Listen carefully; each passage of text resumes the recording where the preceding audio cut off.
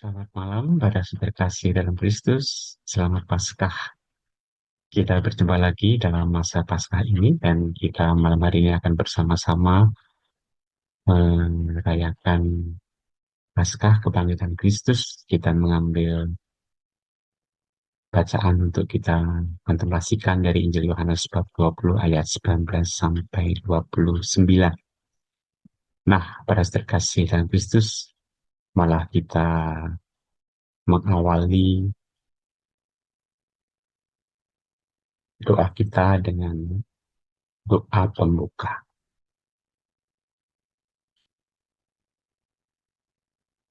Dalam nama Bapa dan Putra dan Roh Kudus. Allah, Bapa yang Maha Baik, kami bersyukur kepadamu karena Engkau telah berkenan menyertai kami di dalam hidup ini. Kini kami bersama-sama akan memulai latihan kontemplasi Ignatian ini untuk merenungkan misteri kebangkitan Yesus Putramu. Kami mohon berkat-Mu agar kami bisa merenungkan kebangkitan Yesus dengan baik, dan kami pun mampu menyelami misteri Paskah yang memberikan semangat serta keselamatan dalam hidup kami. Semua kami mohon kepadamu dengan mata Kristus Tuhan kami. Amin. Nah, sebagai awal, kita akan mencoba melihat rangkaian Minggu Palma dan Hari Suci di Vatikan Roma pada Pekan Suci akhir bulan Maret yang lalu.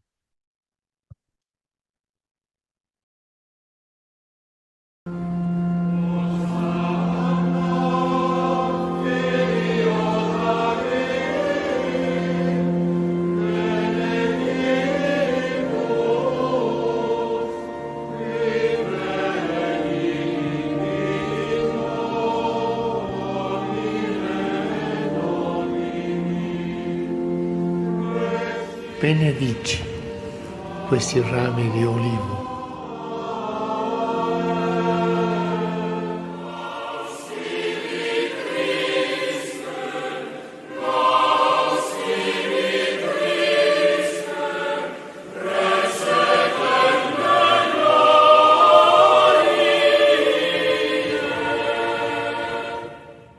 Patris et Filius et Spiritus Sanctus, descendat super vos et maneat semper. Amen.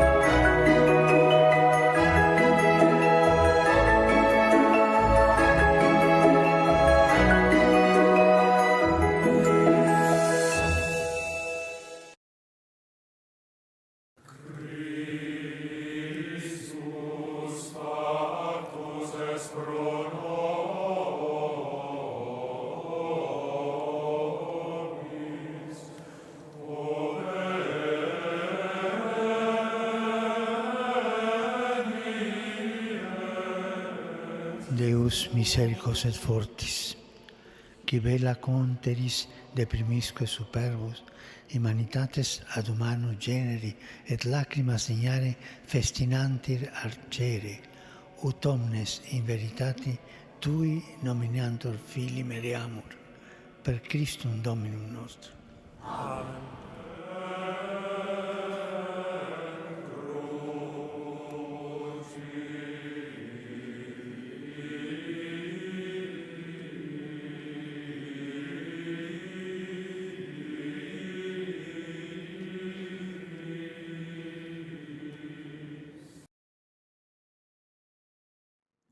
Exultet iam angelica Benedici questo fuoco nuovo.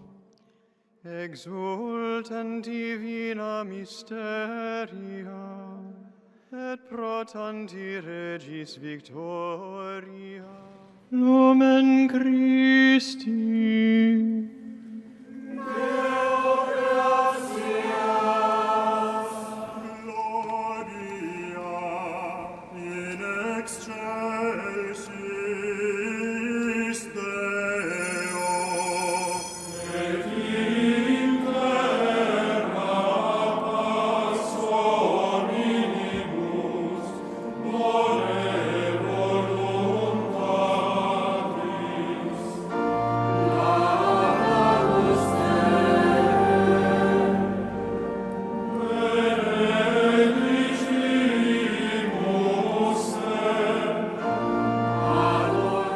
Io te battesso nel nome del Padre, del Figlio e dello Spirito Santo.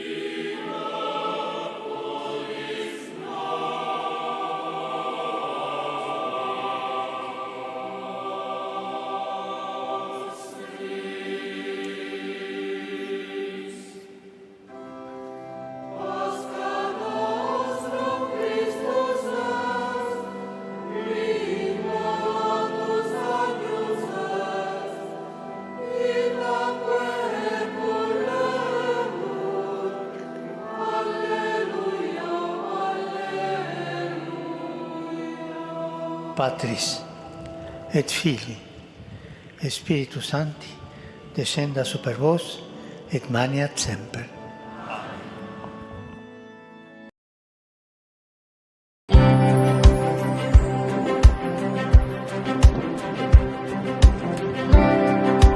Paus Fransiskus mendoakan para korban konflik dan perang dalam pesan perayaan Paskah.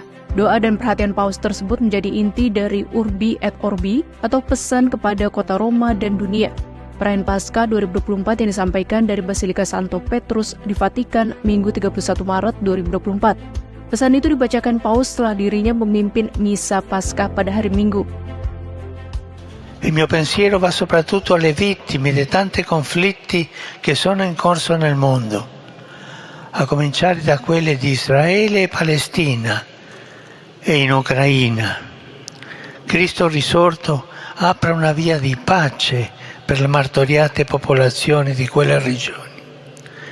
Mentre invito al rispetto dei principi del diritto internazionale, auspico uno scambio generale di tutti i prigionieri tra Russia e Ucraina, tutti per tutti. Inoltre faccio nuovamente appello a che sia garantita la possibilità di accesso agli aiuti umanitari a Gaza, esortando nuovamente a un pronto rilascio degli ostaggi rapiti il 7 ottobre scorso e a un immediato cessate il fuoco nella striscia. Tidak hanya perang Israel-Hamas dan Rusia-Ukraina, Paus juga mengingat korban perang di belahan negara lain, yaitu Suriah yang dilanda perang selama 13 tahun, Lebanon, Haiti, dan Sudan. Paus kembali mengingatkan perang hanya menghasilkan kekalahan bagi umat manusia. Peringatan senada terus diulangnya dalam beragam kesempatan. Umat manusia diajak tidak selalu berfokus pada senjata dan menguatkan pertahanan. Semua pikiran soal kekerasan harus ditinggalkan. Dirinya menyebut jika perdamaian tidak pernah dihasilkan dengan senjata, tetapi dengan tangan dan hati yang terbuka lebar. Paus pun memohon kekerasan dihentikan. Dampak kekerasan telah mengakibatkan penderitaan warga sipil dan anak-anak. Selain itu, Paus juga berharap umat manusia tidak lelah memerangi perdagangan orang. Umat manusia harus terus berusaha membongkar sindikat perdagangan manusia dan membebaskan korbannya.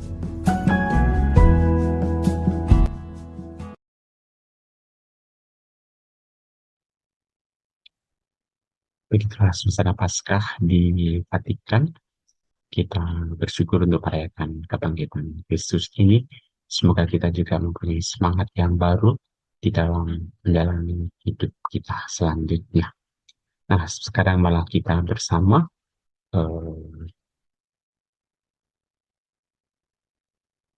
mendengarkan bacaan Injil yang akan kita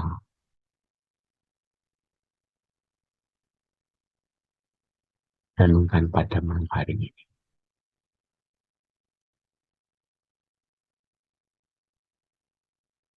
Yesus menampakkan diri kepada para muridnya.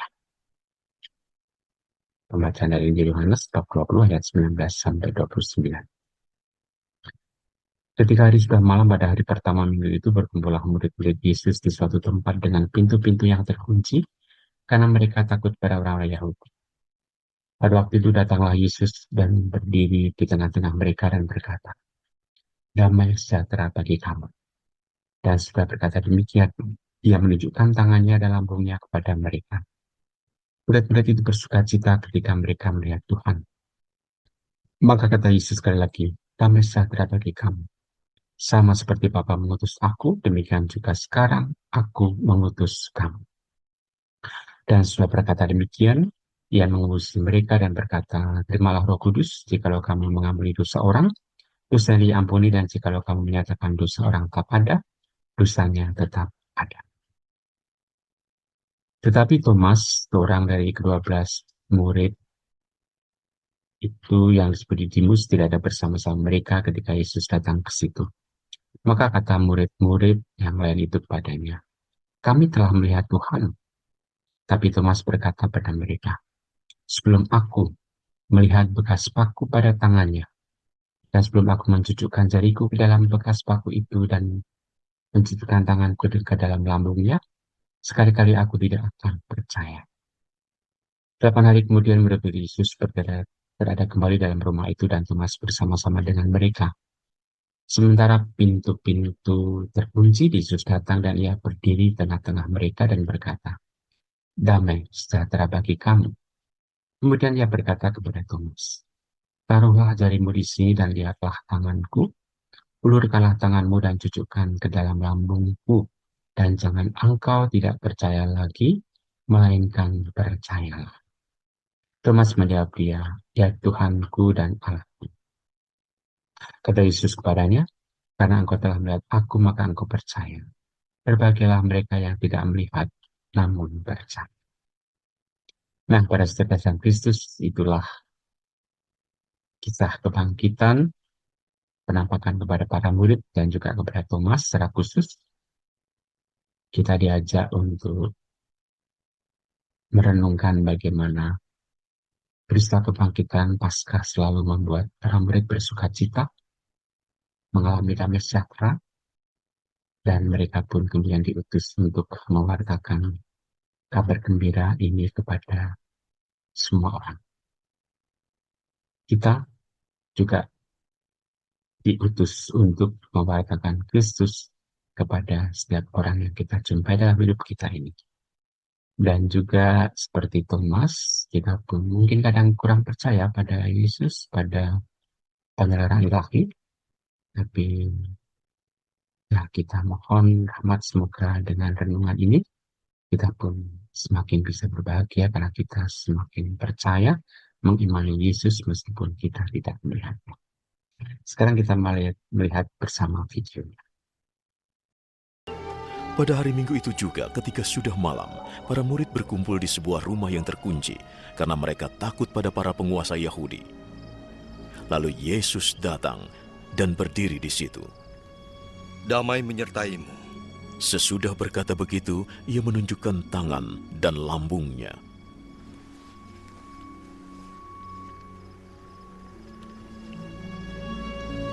Murid-murid gembira sekali saat melihat Tuhan datang. Yesus berkata lagi pada mereka, Damai menyertai kalian. Seperti Bapa mengutusku, aku pun mengutus kalian.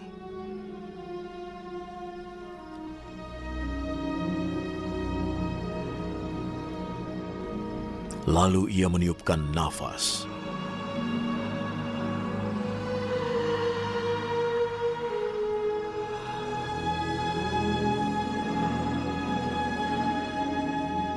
Terimalah Roh Kudus. Jika kalian mengampuni dosa orang, Allah mengampuninya. Jika kalian tidak mengampuninya, Allah tidak mengampuninya.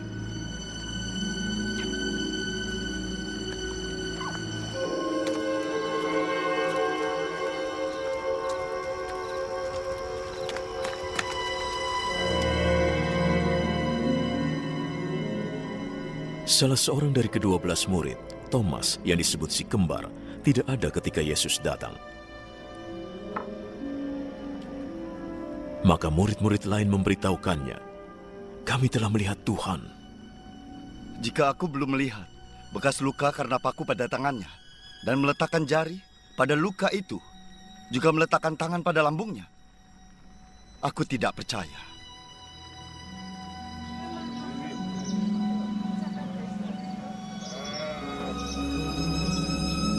Seminggu kemudian murid-murid Yesus berkumpul lagi di tempat yang sama, dan Thomas ada juga bersama mereka. Pintunya terkunci, tapi Yesus datang dan berdiri di situ.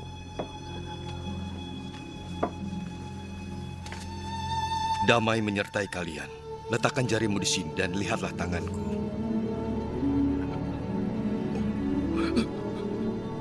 Ulurkan tanganmu dan letakkan di lambungku. Jangan ragu-ragu, percayalah. Tuhanku dan Allahku.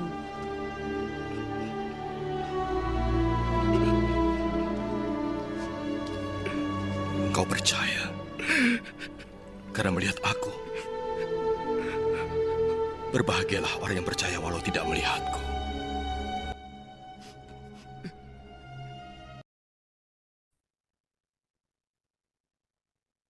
Nah, sekarang malah kita mempersiapkan diri kita untuk kontemplasi kita ini. Nah, seperti biasa, kontemplasi akan kita mulai dengan persiapan, kemudian ada 3 pendahuluan, 3 pokok renungan, dan juga percakapan dengan Yesus.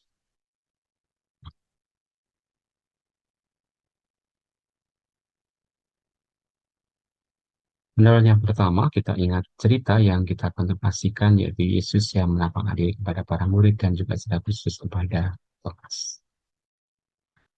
Lalu pendahuluan yang kedua, kita bayangkan tempat, kita imajinasikan betapa indahnya tempat di mana Yesus menampakkan diri pada murid-murid setelah kebangkitan, yaitu di ruang tertutup. Lalu pendahuluan yang ketiga, kita mohon rahmat. Di sini rahmat yang kita mohon adalah pengertian mendalam tentang kebangkitan Tuhan kita Yesus Kristus, supaya kita lebih percaya dan mengimaninya dengan ketulusan hati, supaya kita lebih dekat kepadanya dan juga memperoleh keselamatan kasih dari Yesus sendiri. Nah, pokok renungan yang pertama, kita merenungkan bagaimana para murid yang berkumpul mengungsi di rumah, ya, karena takut pada orang Yahudi. Thomas tidak hadir waktu itu, dan Yesus pun kemudian menampakkan diri pada mereka sementara pintu terkunci. Dan Yesus pun menyapa mereka, damai bagimu. Kemudian Yesus memberikan Roh Kudus pada para muridnya. Barang siapa kau ampuni dosanya, mereka pun akan diampuni. Ini adalah rahmat sakramen imamat ya, kepada para imam diberi kuasa untuk mengampuni dosa. Kita refleksikan, kita ambil buah rohaninya, ya. Bagaimana para murid yang tadinya takut lalu menjadi bersukacita, mengalami damai sejahtera berkat kehadiran Yesus. Kita pun juga diharapkan bisa mengalami damai dan juga sukacita karena kehadiran Yesus tengah-tengah kita. Lalu pokok renungan yang kedua kita renungkan bagaimana Thomas yang tidak percaya karena tidak ada bersama dengan para murid ketika ada penampakan, sehingga dia pun mengatakan tidak akan percaya kalau tidak menyaksikan sendiri, belum mencucukkan jari dan tangan ke luka di tangan dan lambungnya. Kita refleksikan, kita ambil buah rohaninya. Mungkin kadang kita juga seperti Thomas ya, yang kurang percaya kepada Yesus, kurang percaya akan kuasanya, mujizatnya, penyelenggaraannya di dalam hidup kita. Lalu pokok renungan yang ketiga, Yesus pun menampakkan diri kepada para murid sekali lagi, dan juga Thomas hadir. Lalu Yesus mengatakan kepada Thomas, masukkan jarimu ke sini, lihatlah kebenarannya. Jangan kau tetap tidak percaya, tapi percayalah. Lalu Thomas pun berkata, ya Tuhanku dan Allahku. Kata Yesus kepadanya, berbahagialah mereka yang tidak melihat namun percaya. Nah, di sini kita melihat, mendengar bagaimana Thomas akhirnya juga percaya bahwa Yesus adalah Tuhan dan Allah. Inilah kesimpulan dari Injil Yohanes. Dan kita pun juga diajak untuk berbahagia, karena meskipun tidak melihat, kita juga percaya kepada Yesus. Kita refleksikan, kita ambil buah rohani. Lalu kita adakan percakapan dengan Yesus, ya, yang menampakkan diri, yang mulia dan bersukacita untuk menghibur kita semua. Kita ungkapkan segala kerinduan dan kebutuhan hidup kita kepada Yesus. Mari sekarang kita mulai latihan kontemplasi kita. Kita masuk dalam keheningan. Kita dengarkan suara-suara sekitar. Dan juga kita sadari keberadaan diri kita, tubuh kita. Yang kita bisa merasakan sentuhan dengan kursi, dengan lantai. Dan juga perasaan-perasaan pada tubuh kita, sentuhan dengan pakaian. Juga kita bisa merasakan nafas kita, udara yang masuk dan keluar. Sampai kita mencapai keheningan yang mendalam.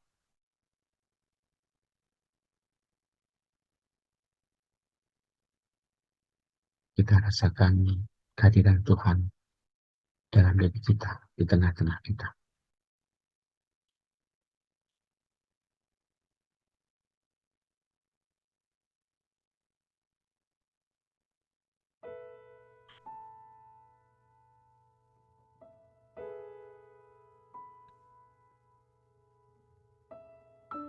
Ya Allah, Tritunggal Maha Kudus yang fantasi semua, biarlah aku bersujud di hadapan-Mu untuk menyatakan baktiku kepadamu, Allah yang Maha Agung. Aku persembahkan kepadamu segala gagasan, keinginan, dan keputusan-keputusanku selama waktu ini. Tidak pantaslah aku ya Tuhanku menerima terang dan pertolongan baru, karena aku telah menyalahgunakan anugerah-anugerah-Mu. Tapi aku datang kepadamu menyerah berat-berat seperti kepada seorang ayah yang maha baik dan maha rahim. Dan demi jasa-jasa Yesus Kristus pelupusku lewat Santa Peran Maria Bundaku, serta segala yang kudus pendukku, aku mohon sudahlah Engkau menganugerahkan rahmat-Mu, agar aku dapat mencarimu dengan sepenuh hati, dengan rendah hati dan sedia memberi tanpa kecuali. Amin.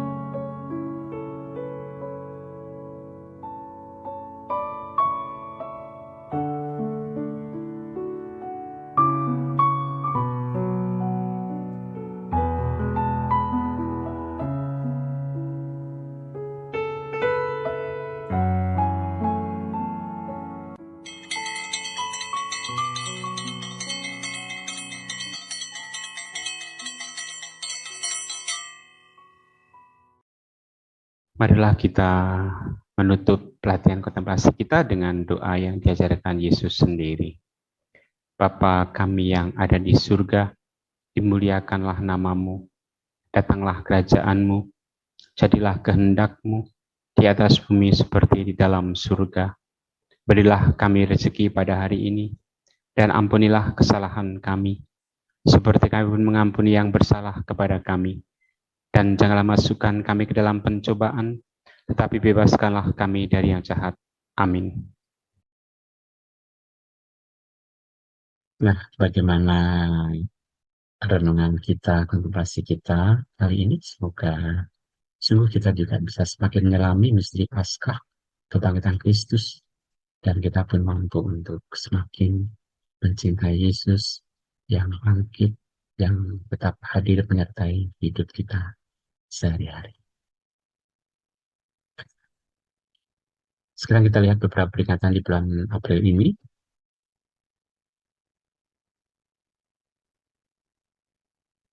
Ya, tanggal 8 April yang lalu kita memperingati Hari Raya Kabar Sukacita. Nah, yang sebetulnya kita rayakan tanggal 25 Maret, lalu kita geser, karena waktu itu masih masa Prapaskah ya. Kita geser tanggal 8 April yang lalu, ya, kabar sukacita malaikat Gabriel kepada Bunda Maria, yang akhirnya menjawab, ya, atas panggilan Tuhan. Jadilah padaku menurut perkataan. Kita mau meneladani juga Bunda Maria yang taat setia pada kehendak Tuhan. Tanggal 11 April kita memperingati Santo Stanislaus dari Krakow, Polandia, lahir 26 Juli 1030, wafatnya 6 Maret 1282 di Praha, Bohemia. Dia merupakan contoh teladan kesempurnaan hidup religius. Kemudian tanggal 13 April kita memperingati Santo Paus Martinus yang pertama, lahir 21 Juni 598 di Italia, berasal dari Todi, Tuscany, Italia, wafatnya tahun 655 di Cherson, Crimea di Ukraina. Sekarang ini karyanya beliau tekun dalam doa dan juga membantu para miskin serta setia di dalam pengajaran. Tanggal 21 April kita memperingati Santo Anselmus, lahir tahun 1033 di Aosta, Piedmont, Italia, wafatnya 21 April 1109 di Canterbury, Inggris. Beliau itu banyak menulis buku, mendorong sinode-sinode reguler, menghapuskan perdagangan budak belian, dan juga meningkatkan penghayatan hidup selibat. Kemudian tanggal 22 April kita memperingati Bunda Maria, Bunda Serikat Yesus. Secara khusus Santo Ignatius punya devosi yang sangat besar kepada Bunda Maria, maka Bunda Maria dijadikan Bunda Serikat Yesus. Pada tanggal 20 April 1541, Santo Ignatius bersama para Yesus yang pertama mengucapkan kaul kekal di Basilika Santo Paulus di depan patung Bunda Maria.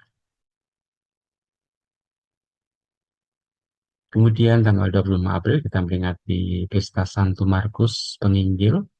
Lambangnya adalah singa, karena Markus memulai Injilnya dengan suara yang seperti yang berseri pada gurunya, seperti singa yang mengawal di padang gurun.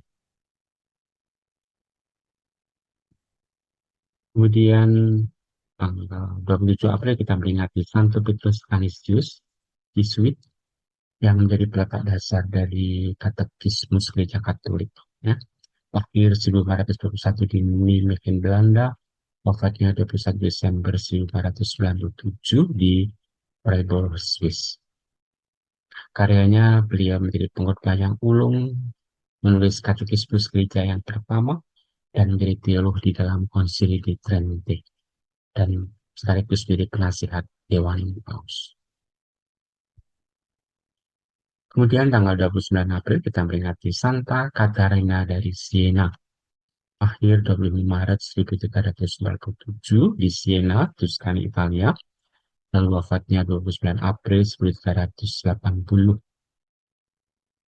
di Roma, Italia.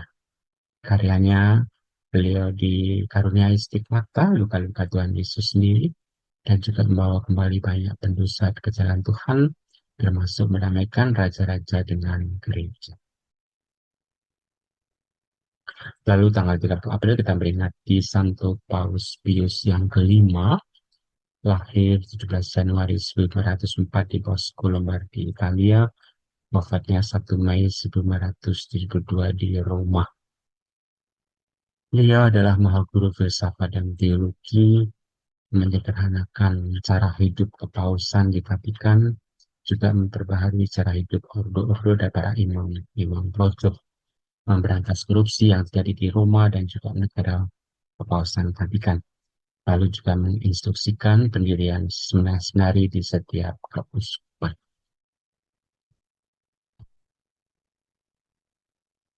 Itulah peringatan bulan April ini. Nah, sekarang kita akan berdoa bersama Paus Fransiskus untuk wujud kasuhan doa bulan April. Marilah berdoa.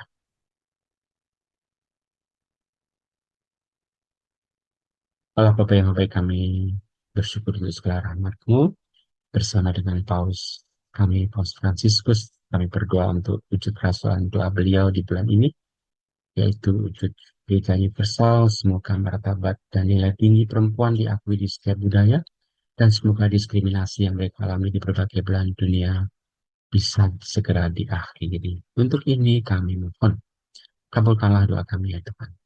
Untuk wujud gereja Indonesia kami berdoa semoga masyarakat kami memiliki kepekaan untuk mengenali orang dengan masalah kesehatan mental dan orang dengan gangguan jiwa, serta melakukan upaya nyata untuk membantu mereka agar tetap memelihara imannya. Untuk mereka semuanya kami mohon, kabulkanlah doa kami ya Tuhan. Untuk khusus kami berdoa semoga seluruh rakyat Indonesia saling memadukan tekad untuk menjaga kebersamaan di seluruh daerah setelah pemilu ini, dan kemudian membangun bangsa dan negara lebih lanjut untuk menuju Indonesia emas nantinya, untuk kemajuan bangsa dan negara. Kami mohon, kabulkanlah doa kami ya Tuhan. Kami juga berdoa untuk keluarga kami masing-masing. Semoga rahmat Paskah semakin meneguhkan kami dalam sukacita dan juga mengalami kedamaian bersama dengan Yesus. Dan kami pun diteguhkan untuk bersaksi atas kabar gembira keselamatan Tuhan kasih Allah dalam Yesus melalui hidup dan pelayanan kami sehari-hari. Untuk ini kami mohon, kabulkanlah doa kami ya Tuhan. Kami juga berdoa untuk bangsa dan negara kami, semoga Kau menugerahi rahmat, kerukunan, kedamaian, sukacita, dan juga kebersamaan, kesatuan untuk berjuang membangun bangsa dan negara kami. Kami mohon, kabulkanlah doa kami ya Tuhan. Kita sejenak, kita sampaikan doa-doa pribadi kita.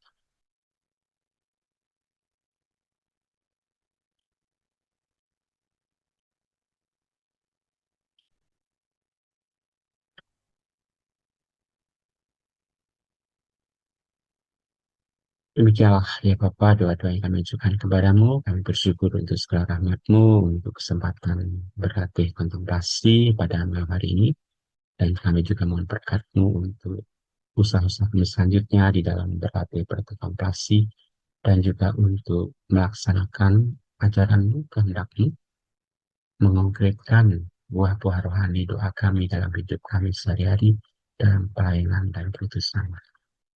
Semua doa ini kami ajukan bertemu dengan pengantaran Kristus Tuhan kami. Malah sekarang kita mohon berkat Tuhan. Tuhan bersamamu dan bersama. Semoga kita semuanya, keluarga kita, dan usaha kita selanjutnya serta pelayanan kita mendapat berkat Allah yang Maha Kuasa, Bapa dan Putra dan Roh Kudus. Amin. Para terkasih, terima kasih atas persembahan kita. Semoga kita selalu bisa bergembira dan setia dalam bersaksi akan Kristus yang bangkit dalam hidup kita sehari-hari. Amin. Tuhan memberkati. Selamat malam, berkat dalam.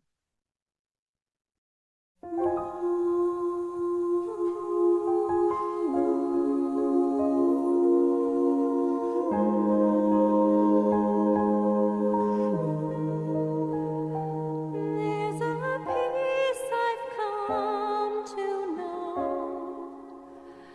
though my heart and flesh may fail.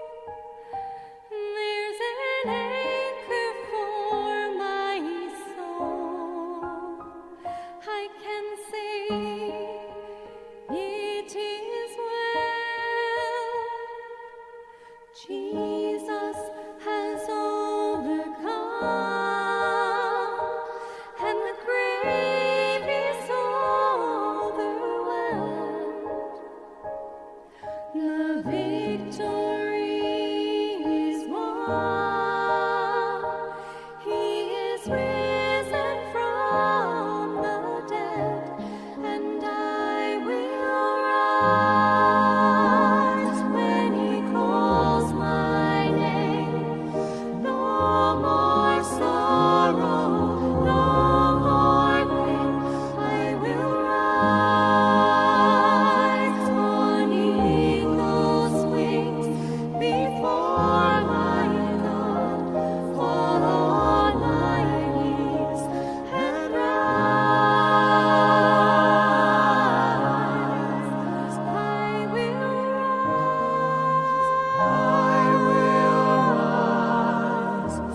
There's a day that's drawing near when this darkness breaks to light and the shadows disappear, and my faith shall be my eyes. Jesus has overcome, and the grave is overwhelmed. The victory is won. He is risen from the dead, and I will rise when He calls my name. No more sorrow, no more pain.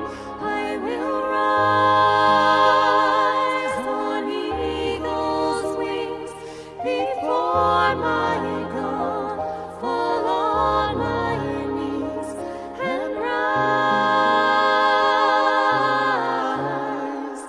I will